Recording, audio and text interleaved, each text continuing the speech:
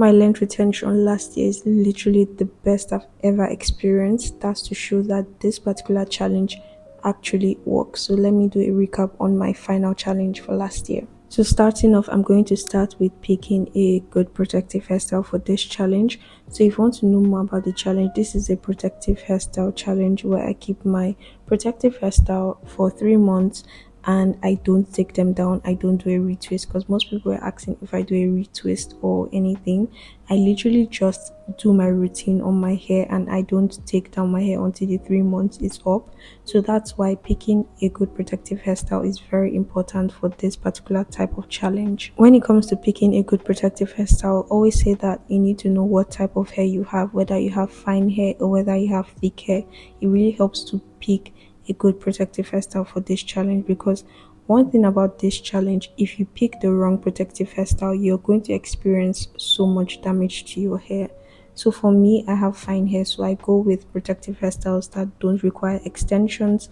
I mostly do braids or twists, but recently I've been more on twists because it gives me that volume that I like. Because I have fine hair, if I keep my hair in braids, it looks scanty and I don't like the look of it, and I want to wear my hair out. So I like to go for twists. I like to do mini twists, and I've experienced so much growth with this particular hairstyle. So it's very important to pick a very good protective hairstyle. Note that not all protective hairstyles are actually good for your hair. Like example, extensions.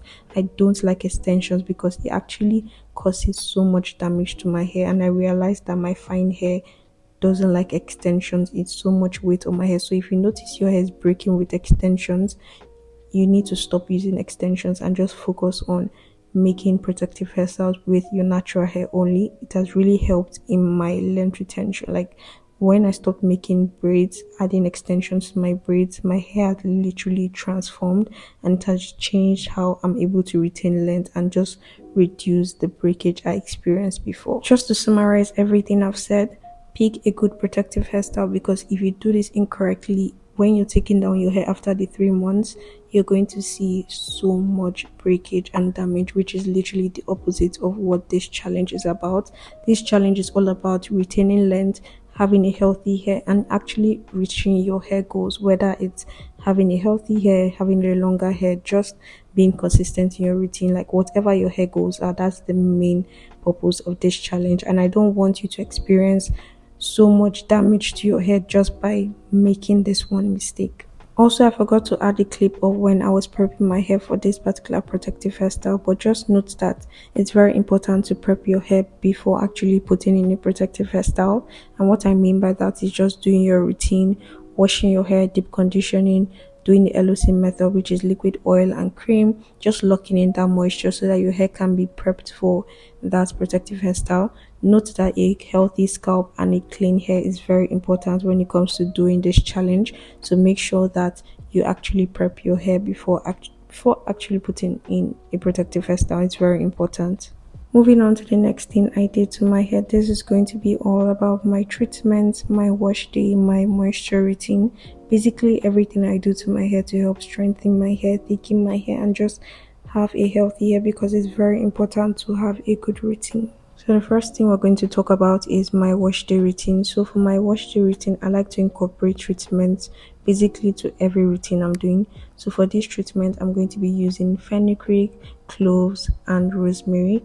So this is the rinse I use on my hair when I'm deep conditioning. I like to incorporate it in my deep conditioning process. It's very easy to make. Just put all your ingredients in a pot, then put in water and let that boil. Then when it's cold, you can just sieve out the water. So this is what I use on my hair for my wash day routine throughout these 3 months, and I'm going to show you how I also incorporate aloe vera to my hair too. I like to use aloe vera as my moisture or my leave-in conditioner, so I just like to also include this to my routine, and I'm going to show you how I use it. So we're going to start off with actually washing my hair. So first thing I do is just take down my sections and also just go straight into washing my hair. So for my wash day routine, I like to do my wash days twice in a month. That means I'm doing washing my hair once every 2 weeks. I just make sure that your scalp is clean, because you need to have a clean scalp for your hair to grow. So make sure that you're washing your hair and you're doing your weekly routine. So for my washing, I like to go in with a moisturizing shampoo and just wash my hair and rinse out all that products. After I'm done rinsing my hair, I'm going to go straight into my deep conditioning process and also using my treatment. Like I mentioned before, my treatments contain fenugreek, cloves, and rosemary. The reason why I incorporate treatments to my routine is because it just helps to strengthen, thicken, and just help your hair growth. Like incorporating treatments to my hair has really helped a lot, especially this 1 year. I've been very consistent with using my treatments and I've definitely seen changes. One thing about fenugreek, cloves, and rosemary is that it has so much benefit in strengthening your hair, reducing breakage, keeping your scalp clean. It prevents itching, dandruff, just keeps your hair hydrated, and also incorporating your deep conditioning process to this treatment helps to open your cuticles to get the most benefit out of the particular treatment you're doing. And I've also started incorporating oils to my deep conditioning. So I just add my oils or my Ayurvedic oil to my deep conditioner. It just helps to seal in that moisturizing property, and it's just a step you can add to just make sure your hair stays moisturized longer, especially if you have high porosity hair and you're dealing with dryness. This is one thing that you can add to your routine as your deep conditioning, and it makes a huge difference. When I say incorporating treatment literally changed my hair, I'm saying that you should try treatment if you're not doing it. One thing about treatment is that most of them do the same thing. So just pick particular treatments or herbs that work well and just incorporate it. You don't need to do every single thing, but just incorporating something to your hair and seeing changes. Just incorporate something to your hair and you definitely see changes to your length retention. After deep conditioning, don't forget to rinse out all that product from your hair. After rinsing out the product, you can finally move on to the last step of your routine, which is doing the LOC method. I love to do the liquid oil and cream method to lock in moisture to my hair. And also, I like to incorporate aloe vera treatment also to my hair. It's like a leave-in conditioner. When I'm using my aloe vera, I also still go in with another leave-in conditioner product, but I like adding aloe vera because it contains so much minerals and vitamins that are actually good for your hair, and it also has a good sleep, so it's something that you can leave on your hair. And I've been using aloe vera for on my hair for years, so this is something I also add to my hair as a treatment, and it also works as a leave-in conditioner. It literally makes my curls look so amazing and more defined. So if you've tried aloe vera, I would like to know your take on it in the comment section. This is something I've been using for years and I'm never going to stop using it. So it can work as a leave-in conditioner, a treatment. You can also rinse it out, but I prefer leaving it in my hair. So after that, I'm going to go in with my other leave-in conditioner. Like I mentioned, high porosity hair, dryness. So I like to incorporate more moisture to my hair so that my moisture lasts longer. So after applying my leave-in conditioner only to the length of my hair, I don't apply it directly to my scalp to prevent build-ups because it's a very thick conditioner. Thick products work well for my high porosity hair. It literally weighs down on my hair shaft and locks in that moisture. So I like to go in with thicker product, so I avoid my scalp when it comes to using this product. Then after I'm done with my conditioner, I like to go in with the virgin hair fertilizer cream and my oil from Shine Organics. These are both lightweight products, so I can apply it directly to my scalp and give myself a good massage. Make sure I get my ends. It's very important for you to get your ends. Make sure your ends are never dry. That's how you're able to retain length. If you're taking care of your ends, making sure they're moisturized, you'll be able to retain more length.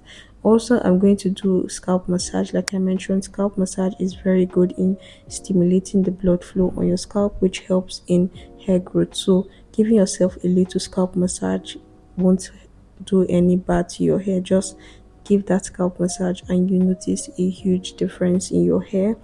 And also the last thing I'm going to do is go in with my shea butter. This is what I use to lock in moisture to my hair. This is something that's very important. I started using shea butter to lock in that moisture. My hair stays moisturized very long. It's a very thick butter, and you know what I mentioned about using thick products. Don't apply it directly to your scalp. You just want to apply it to the length of your hair, and trust me, when you use this product, your hair is going to stay locked, like your moisture is going to be locked in, apply it only to the length of your hair, please. You don't want to apply it to your scalp. One thing about your scalp is when it's clogged up, it limits hair growth and it just build up. Like I mentioned, this protective hairstyle for 3 months, so you don't want to have so much build up. So that's why I said washing your hair regularly and keeping up your routine is very important. One thing about this challenge is your hair is not meant to be left alone. You're still going to be consistent with your routine and just make sure your hair is good. So after I'm done applying that to the length of my hair, I like to also twist up my hair. It really helps to keep that moisture longer. That's one hack I've been doing, just putting my hair back in a section, and it really helps. So onto my moisture routine. Like I mentioned before, I like to incorporate treatments to every routine I'm doing. And for my moisture routine, I love to use hibiscus water. This is something I started using recently, and trust me, this is the best treatment I have ever tried on my hair when it contains moisture and all the benefits you get from using this. So it's pretty easy to make. Just put your hibiscus plant or your hibiscus flower in a pot, put water, put warm water, and literally it just sieves right out. So yeah, let's get into the routine. So I take out my hair from my sections, and one thing about my moisture routine, I don't wash my hair. So moisture routine is basically the routine you do in between your wash days. Like I mentioned, having a weekly routine is very important, and my hair gets dry after a week, so I like to go in with a moisture routine. Make sure your hair is never dry. If your hair is dry, just say dry hair breaks. Like, just literally that should be ringing in your head. Dry hair breaks, even though it's in a protective hairstyle, it's literally still going to break. So make sure that you have a weekly routine.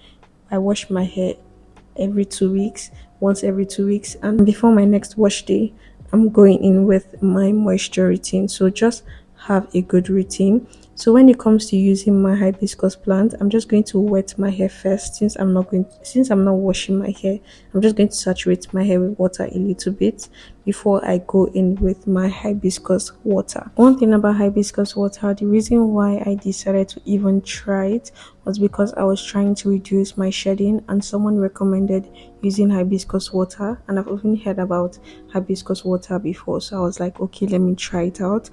And I decided to do a little bit of research, and I found out that it also has so much other benefits. It helps with hair growth, it helps to strengthen your hair, it helps with conditioning, it helps with dandruff treatment, it helps with scalp irritation, split ends and prevention, it helps with hair shine, and it helps with premature growing. So I was like, okay, it has this much benefits, and also that hair conditioning part is not a lie, because my hair felt so amazing after using this.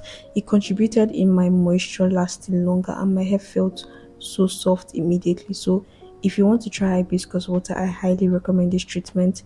I'm even thinking of adding it to my wash day treatment, like using only hibiscus water at this point, but I'm going to see how well I can incorporate it also in my wash day routine. But I really love my moisture routine now. This is the only different thing I do to my moisture routine compared to my wash days. They're literally the same thing. I deep condition, I do my LOC method, so there's nothing new to show when it concerns my moisture routine.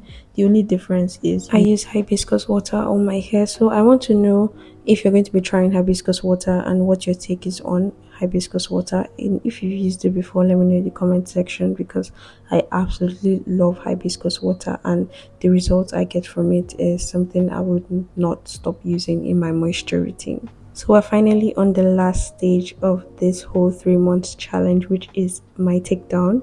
This is very important, and you're going to be excited because it's 3 months and you can finally take down your hair and see your length retention. I got so much growth from this past challenge, like it's literally so much. So we're retaining length by minimizing manipulation and tension and taking it down. So I'm going to show you how I basically take down my hair. So one thing I do is that I prep my hair for my takedown. So if you want to take down your hair, just make sure your hair is never dry. Make sure you have a good product that has good sleep or water. Just make sure your hair isn't dry. You can just put conditioner on your hair and add water or just wash your hair, deep condition, whatever you want to do. Just make sure your hair is not wet when you're taking it down. It's very important. When it comes to twist, most people think mini twist is hard to take down, but it's so easy for me to take down because I braid my hair to the quarter of the length of my hair, so my new growth and my twist are not together. So when I'm taking it down, it doesn't get matted or tangled. So when I'm taking down my twist, I first take down my twist, like then separate each section of the twist. Like you can see, I'm just going to be separating it with my fingers. I always say your fingers are the best detangler you can ever use on your hair because you can feel where the knots are. Any form of tension, you can feel it better. While when you're using the tangling brush, you can just easily yank out your hair. You need to be very careful when doing your takedown process. It's something that, like, you've kept this hair for 3 months, so you need to be very, very careful when taking it down. So I suggest that you don't rush this process. If you want to take days to take down your hair, that's fine. It took me literally almost a whole day to take down my hair. I think as my hair is getting longer, so it's taking more time to take down my hair, and it's mini twist, so it's definitely going to take time. But just try and get like a movie going, have your snacks, just make this process enjoyable because you don't want to rush this. If you do this incorrectly, you're literally going to snap your hair, break your hair, and you don't want that. So just make sure you're careful. And like I mentioned, I like to put my braids before actually doing my twist. Make sure you don't feed into your twist when you're twisting. Just twist from the beginning to the end. Don't feed into the other one in case one is lacking more hair, like, if you understand what I'm saying. Because when you're taking the twist down, it will be harder for you to take it down, because most times when you're on twisting or unraveling your twist, you can just do it in one go. But if you feed into your twist, you can't do it in one go, and you have to like be detangling and trying to remove tangles. So it just helps to just do your twist in one go. So that's literally what I do to take down my hair. Just make sure I use my fingers, I finger the tangle. Don't be scared if you see hair, like your hair sheds 100 strands every day. So when you're taking down your hair, you're definitely going to see shedded hair, which should not be alarming to you. But that's literally all for my takedown process. I actually enjoy doing this 3 month challenge, and it literally goes by so fast. Like, it literally goes by fast. And one way I've been able to also rock my hair, like most people say, oh, what can I do with my hair if it's in a protective hairstyle for 3 months? What I do is that the reason why I do a mini twist is because I get to wear my hair out for like almost 2 months, like a month and a half, or a month, almost 2 months. Like, I get to wear my hair longer. The only reason why I stop wearing my hair out is because my new growth gets rough and my patterns are not precise or showing, so it's just a rough look. So I go in with my wigs or head scarf. So that's how I'm able to create or be versatile with this particular challenge. And we're done for 2024. We've rounded up for 2024. I'm so excited for 2025, and I can't wait to reach my hair goals. I want to know what your hair goals are, and also let me know your thoughts on this 3 month challenge if you're going to be trying it out. I have so many videos on this, and we're currently on our new challenge, so let's grow our hair together. And I'll see you guys in my next one. Bye.